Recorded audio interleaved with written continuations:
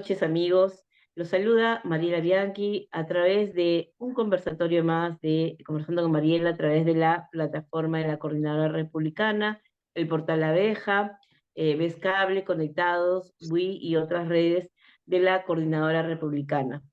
En esta oportunidad vamos a hablar de la actual coyuntura política, de lo que está pasando con el Ministerio Público, el Congreso, la Junta Nacional de Justicia, la Defensoría del Pueblo y las implicancias legales de estas denuncias que se han presentado.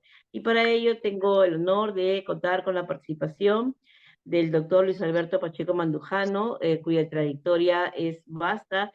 Me atrevo a mencionar dos o tres de todo su desarrollo profesional, como su doctorado en Derecho de la Universidad de San Martín de Porres, ser magíster en Derecho Constitucional por la Universidad de Castilla-La Mancha, experto en delitos contra la vida, el cuerpo, la salud, y entre otros galardones, como el doctor honoris causa de la Universidad Nacional Autónoma de México. También es autor de varios libros en el campo penal, entre otras.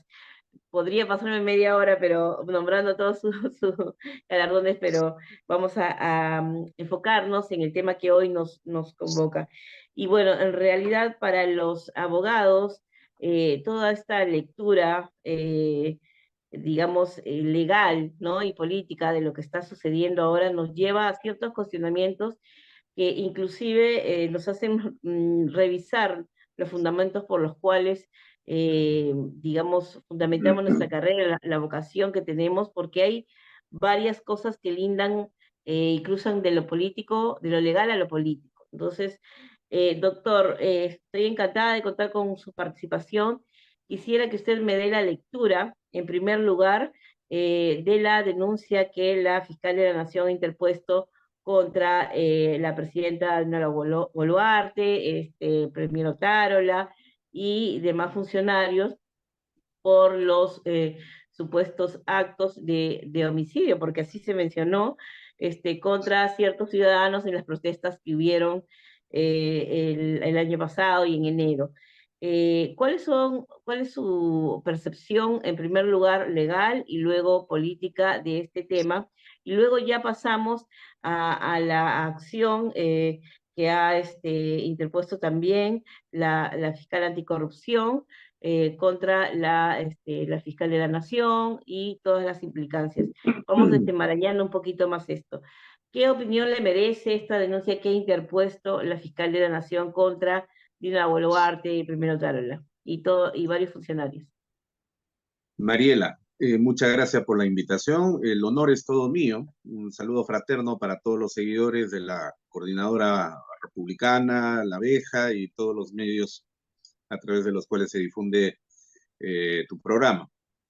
Bueno, a ver, la denuncia formulada por la fiscal de la Nación contra la presidenta de la República y su premier y otros funcionarios más eh, me parece totalmente jalada de los cabellos. Me parece la reacción desesperada de una persona que se ha visto involucrada. Eh, no sé si porque realmente ella tenga participación, eso tendrá que investigarse, o si más bien por el contrario, porque estos asesores que rodeaban a la fiscal de la Nación y que el día de hoy ya se encuentran no solamente fuera de la institución, sino uno de ellos inclusive con detención, realizaban actos a espaldas de la fiscal de la Nación. Esto habrá que investigarse, pero en cualquier caso se ha tratado sin duda alguna de un blitzkrieg, ¿no? Como llamaban los alemanes a los ataques relámpagos que ejecutaron durante la Segunda Guerra Mundial.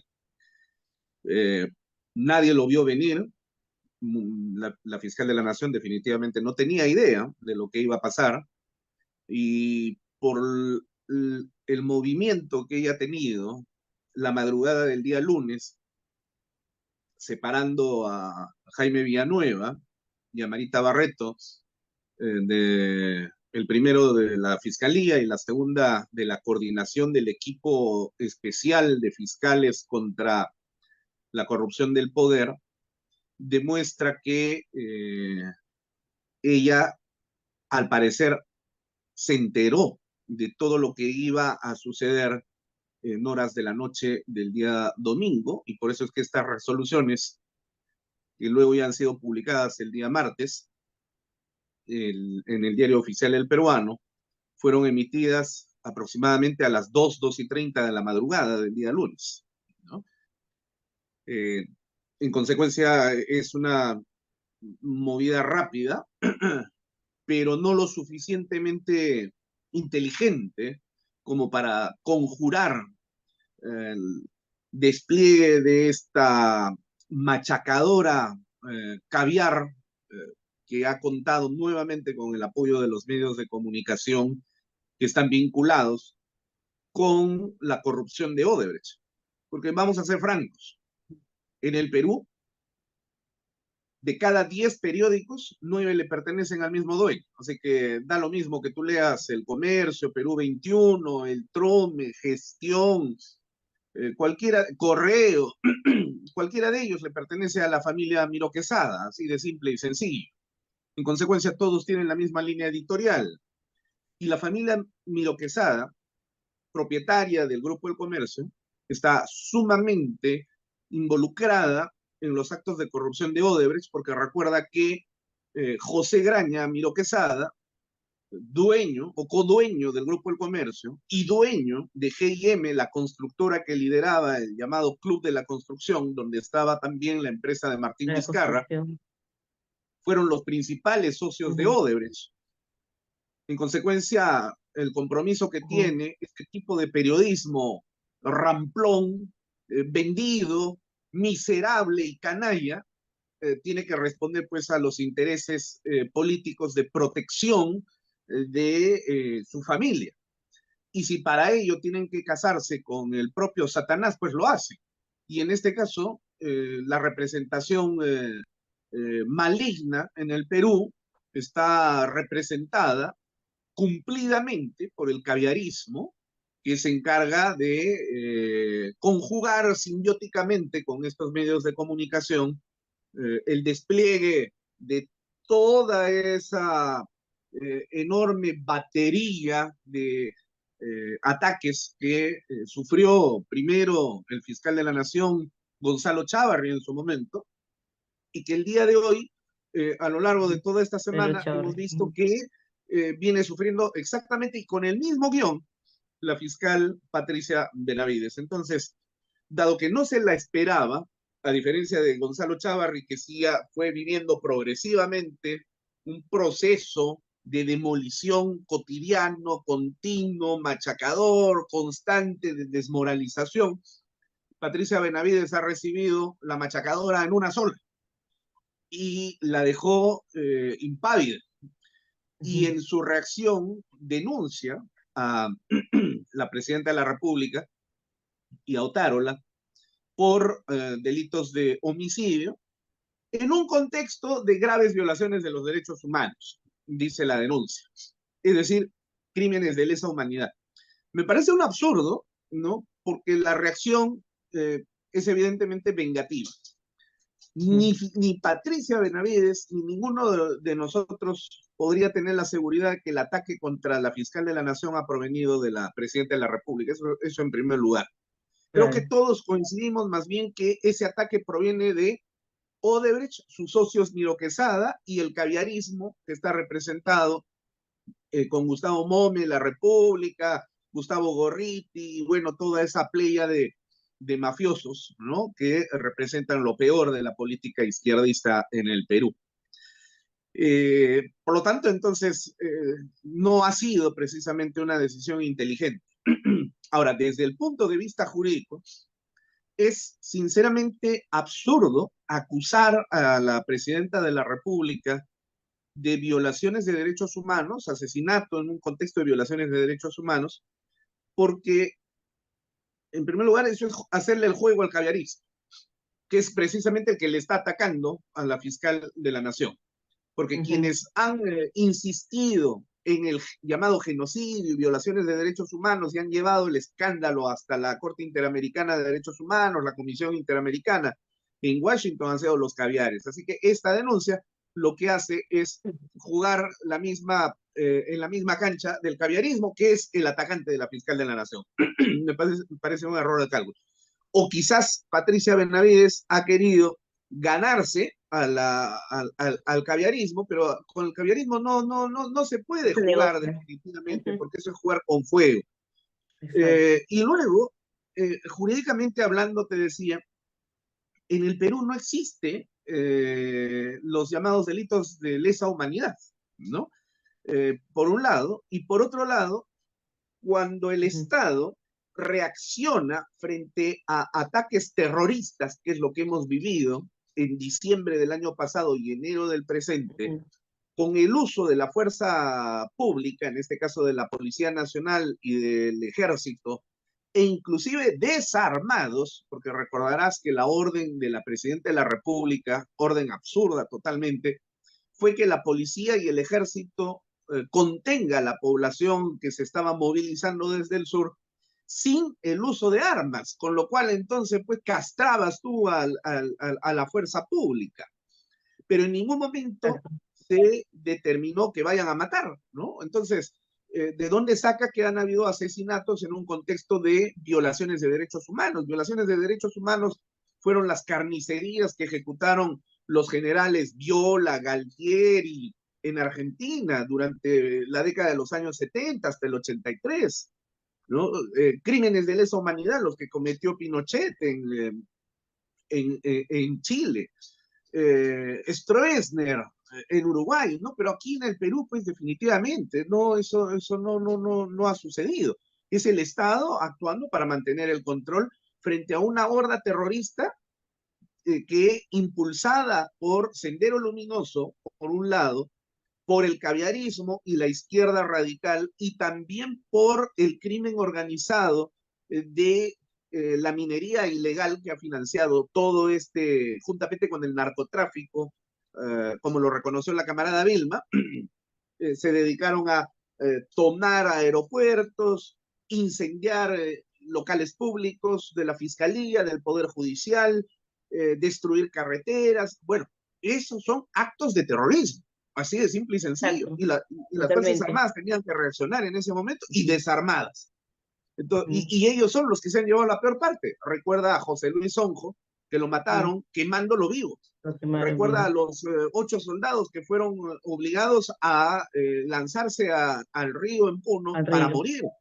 por supuesto. Los ataques que sufrieron los policías que se veían impotentes frente a la turba, a la cual no le podía hacer nada porque por orden del ministro del Interior no podían usar sus armas.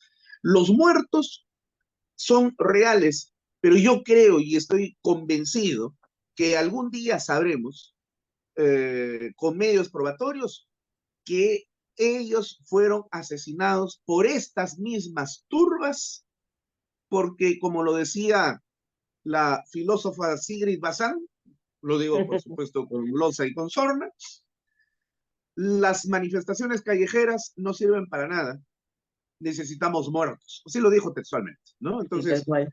eh, Ujú. Eso, jurídica y políticamente me parece absurda esa movida. Así que entonces, yo creo que eso en el Congreso de la República se va a caer sin lugar a ujú. dudas.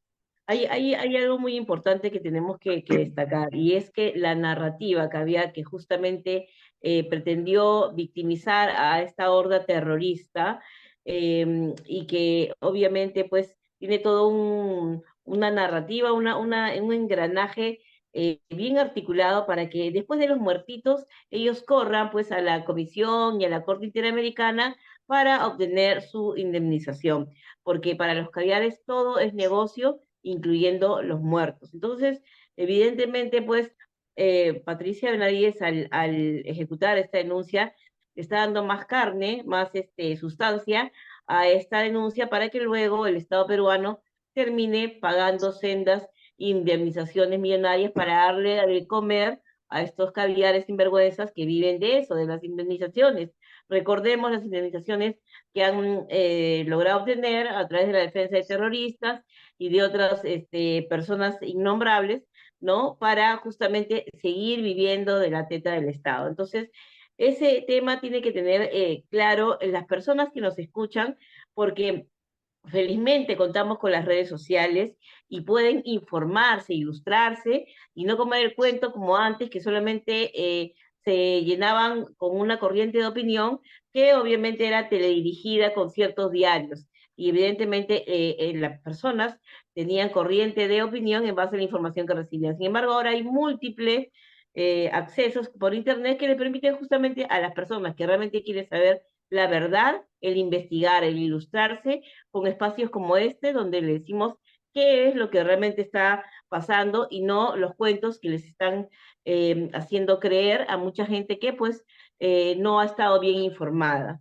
Y en ese sentido yo me sorprendo cómo los medios de comunicación otra vez el tinglaje se volvió a prender, el mismo mecanismo que fue cuando vacaron a Merino, cuando buscaron su muertito Inti Brian, toda la narrativa de los medios, o sea, una organización que está perfectamente, vamos a reconocerlo, bien organizada. Entonces, cada quien movía sus hilos y hacía una tarea. Por ejemplo, Domingo Pérez, ¿no? Pidiendo que destituyan a la fiscal.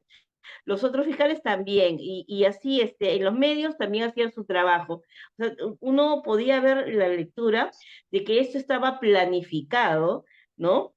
Fríamente planificado cómo han ejecutado la intervención desde la madrugada, luego cómo han salido a los medios, toda esta forma de proceder. Entonces las personas con dos dedos de frente se dan cuenta de cuál es el modus operandi de los caviares y lo que queremos nosotros, los ciudadanos de bien, es respaldar la democracia, las instituciones democráticas, a las que no se puede pues alegremente decir, destituimos a la fiscal, ya, que se vaya todo el mundo, o sea, y lo peor, como salió este señor innombrable también, el Gino Costa, paradito ahí protestando con sus cuatro gatos, a señalar de que el objetivo, o sea, porque al final lo nombra dentro de sus objetivos, es destituir a Boluarte, o sea, ellos, su objetivo real, fuera de este tema de articular pues, con la fiscal Barreto, el tema de fondo es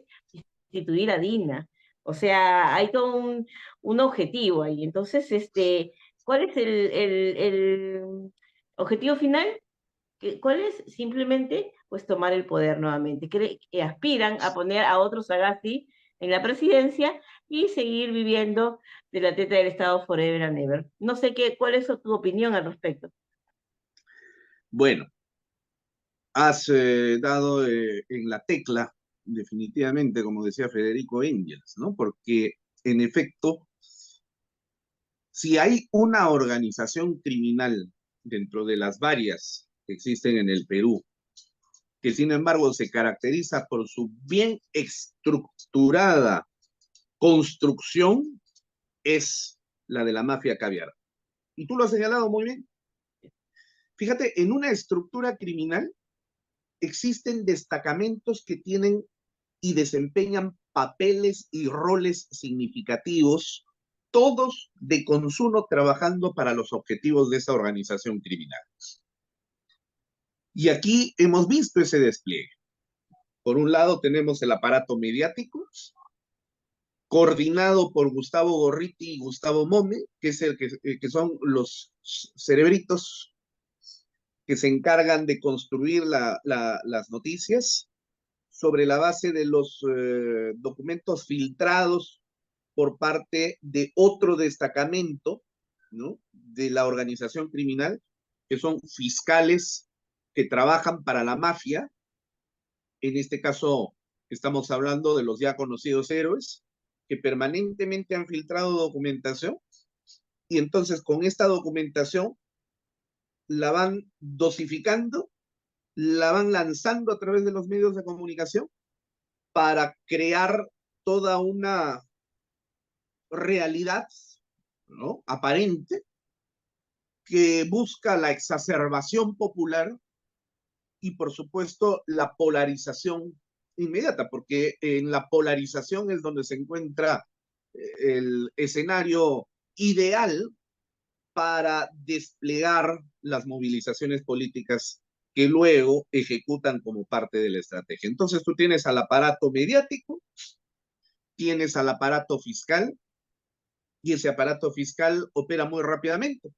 El día lunes por la mañana, José Domingo Pérez convocó a una reunión, casi ordenándole a la presidenta de la Junta de Fiscales Provinciales de Lima, la fiscal Catherine Borrero, que es una fiscal a quien yo conozco y que es una dama, una mujer digna, pero que lamentablemente no tiene muñeca política y se ha prestado ingenua y tontamente a los intereses subalternos a los que responde José Domingo Pérez, para convocar a todos los fiscales provinciales de Lima para que emitan un comunicado pidiendo que la fiscal de la Nación renuncie y que la Junta Nacional de Justicia la suspenda para más tarde destituirla. Felizmente, ese plan no se logró ejecutar en toda su dimensión, porque una vez más se comprueba que Dios es peruano, ya que la reunión se llevó masivamente a través del Google Meet. Y ese día, el lunes, no funcionó el Google Meet.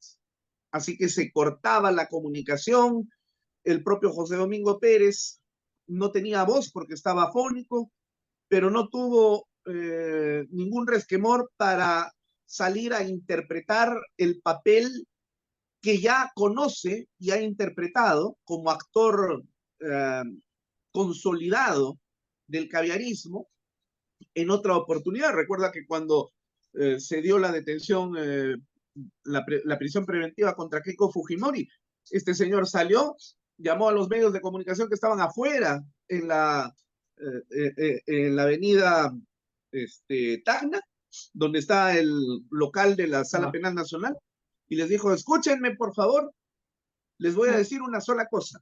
Lo que ustedes han presenciado el día de hoy debe servir como reflexión para que el señor Pedro Chávarri deje la Fiscalía de la Nación.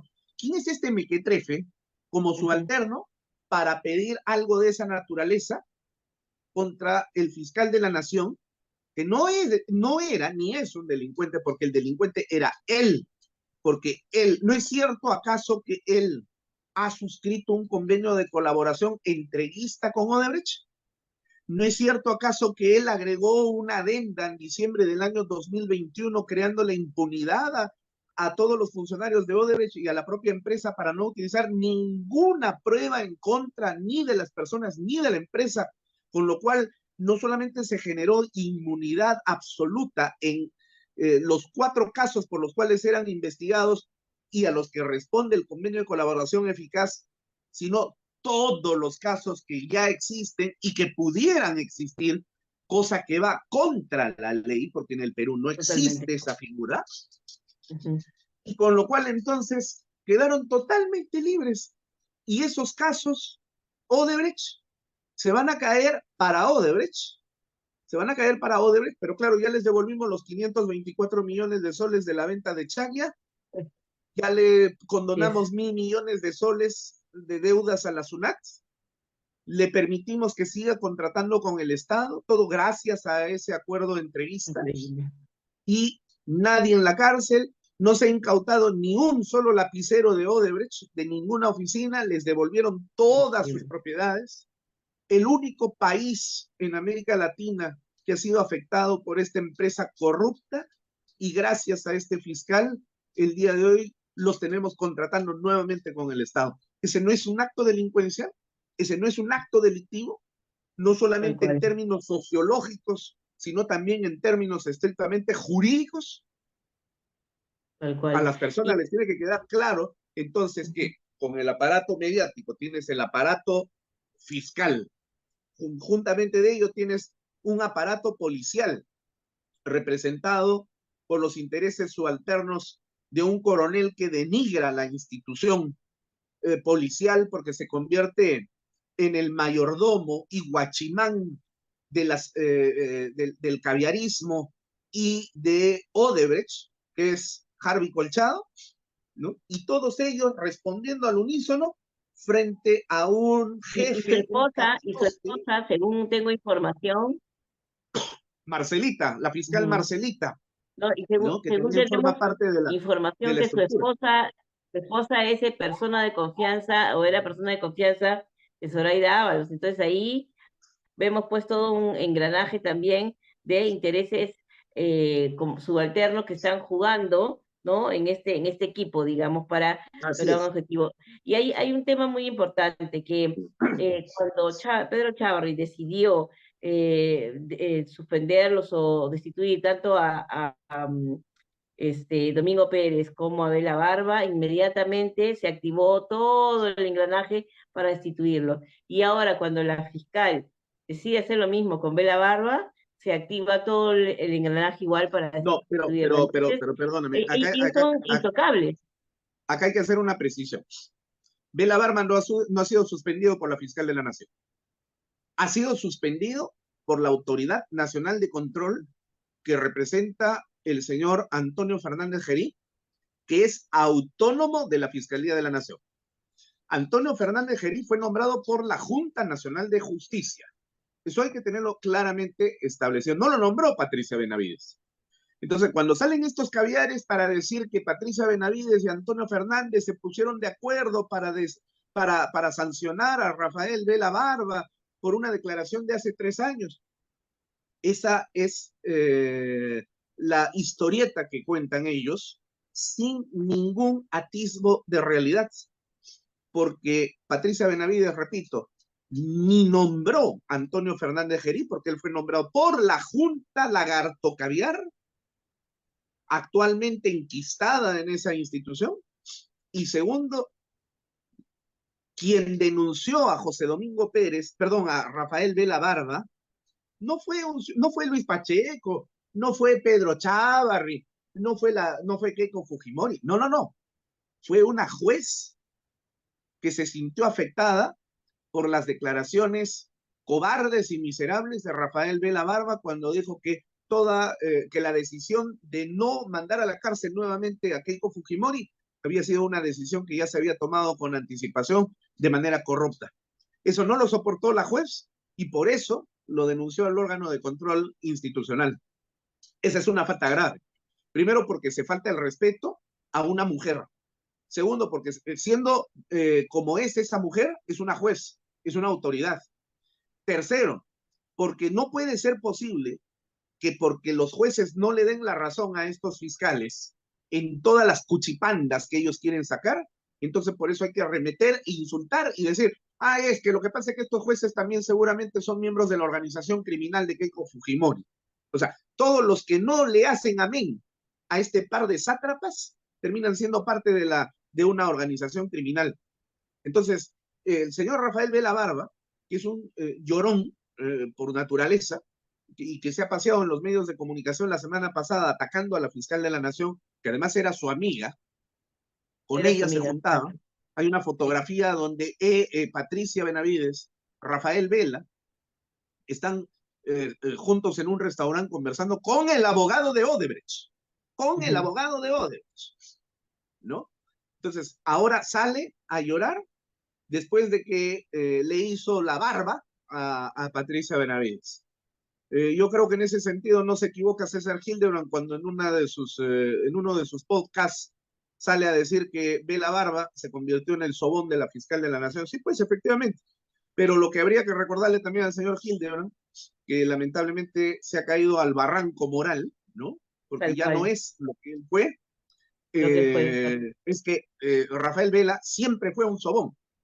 Primero, sobón de Zoraida Ábalos, sobón de Gorriti, sobón de la prensa caviar a la que le filtraban las informaciones. ¿Acaso no es cierto que la propia Patricia del Río, en una conversación de chat familiar, confesó que ella se reunía con el fiscal Vela, al cual calificó como el fiscal de la mejor fiscalía del Perú, con quien conversaba para ver cómo le daba el tratamiento mediático de las pruebas que tenía él? Esa es una Increíble. violación al principio de reserva del proceso y no solamente constituye una infracción contra la ley, sino también un delito de encubrimiento y entorpecimiento a la administración de justicia. Así que Tal cual. entonces, Sobón antes, Sobón durante, Sobón ahora y llorón en estos tiempos. Ahora que cumpla esos 8 meses de sanción y porque se los ganó a pulso. Pero no Sí, es, y esto que quede claro, no es Patricia Benavides, que no es santa de mi devoción, dicho sea de paso, porque yo tengo mis serias dudas desde hace mucho tiempo con ella, pero al pan pan y al vino vino. No ha sido Patricia Benavides quien sancionó a Rafael Vela Bárbara. Fue la Autoridad Nacional de Control, que es autónoma de la Fiscalía de la Nación.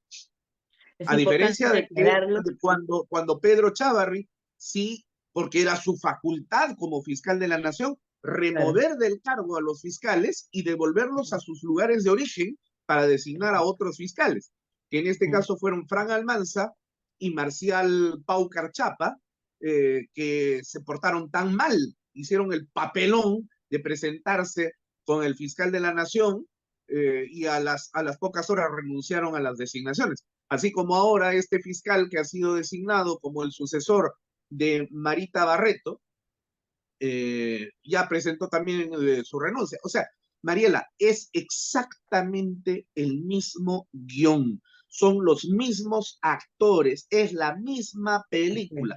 Lo único que estamos viendo es un remake, así de simple y sencillo. Tal cual. Y lo que va de fondo nuevamente es la impunidad de Odebrecht en todo su esplendor.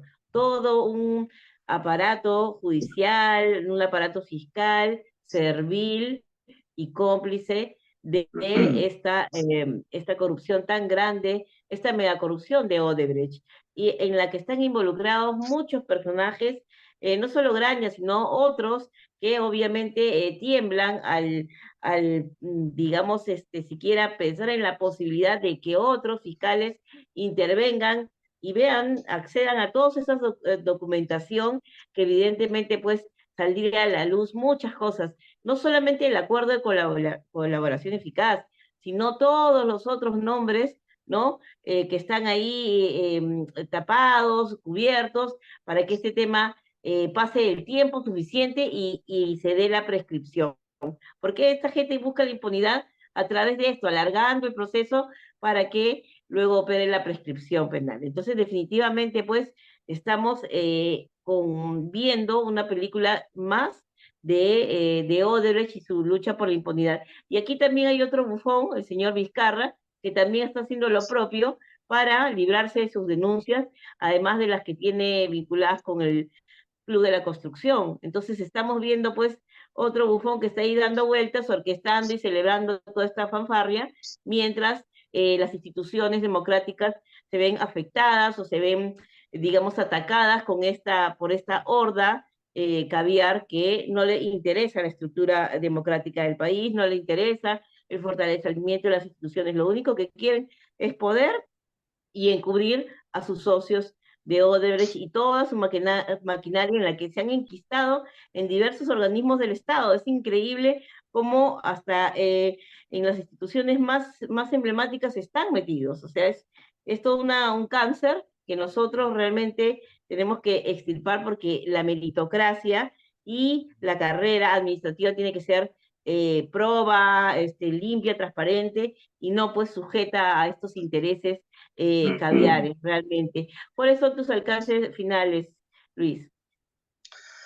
El caviarismo utiliza palabras que no solamente no conoce en esencia, sino que además desprecia su significado. Palabras como democracia, palabras como Estado de Derecho, palabras como libertad, palabras como derechos humanos.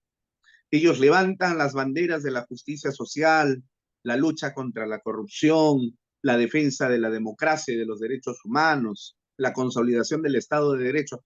Todo es puro show, toda es pura pose.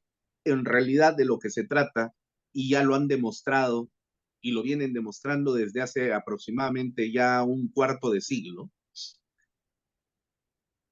solamente tienen el ¿Cuál sería interés, tus alcances solamente tienen, finales?